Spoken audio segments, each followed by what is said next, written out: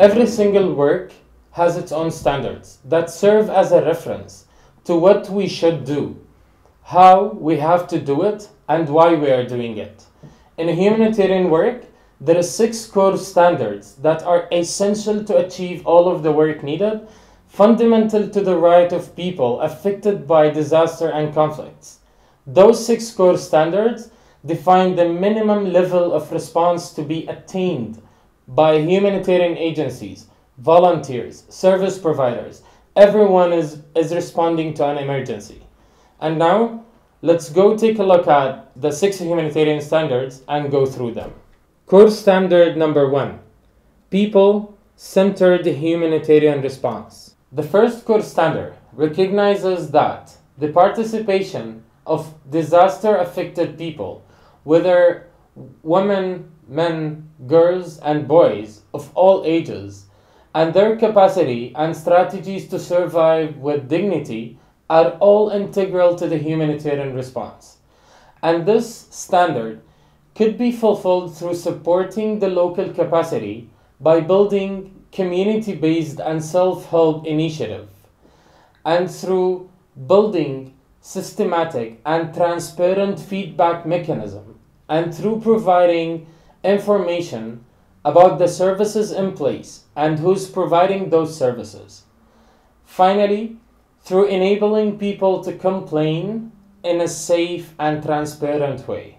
Standard 2, coordination and collaboration.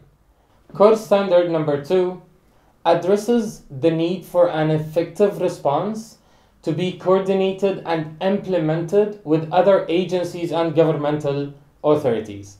And that could be through participating in general and sectoral coordination mechanisms, collaborating with other humanitarian agencies in order to strengthen the advocacy of any critical shared humanitarian concerns.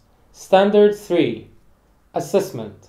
Core standard number 3 describes the needs of assessment systematically to understand the nature of the disaster, who has been affected, and how. This could be through find and use pre-disaster information, and then carry out an initial assessment immediately building on the pre-disaster information to understand that changes happened in the context of the disaster, and then participating in interagency or multi-sectoral assessments activity and the place. Standard 4, design and response. And standard number 4, all of the organizations, service providers, and volunteers, whoever is responding to an emergency, should design their activities and projects based on an impartial assessment of needs. And that through designing activities and designing projects to meet needs that can't be or will not be met by the country and the affected people themselves. And also, we have to prioritize life-saving actions. And in addition to that, we have to make sure that vulnerable people have a safe access to protection services. Standard 5, performance, transparency, and learning.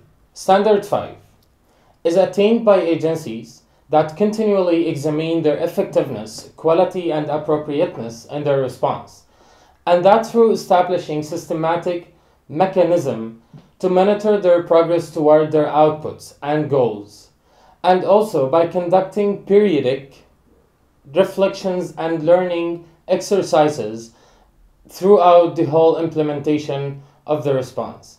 In addition to that, participating in joint interagency and collaborative learning initiatives. Standard 6, aid worker performance. Standard 6 recognizes that humanitarian agencies have an obligation to disaster-affected people to employ aid workers with more skills, knowledge, behaviors, and attitudes that will help them to serve and to deliver their services effectively in the humanitarian response. Equally, agencies are responsible for enabling aid workers to perform satisfactorily through effective management and support of their emotions and physical well-being. And that will come through providing proper trainings and related trainings to the aid workers, and to make sure that they are secured and they have evacuation guidance. And also we have to make sure that they have access to a medical and psychosocial support activities.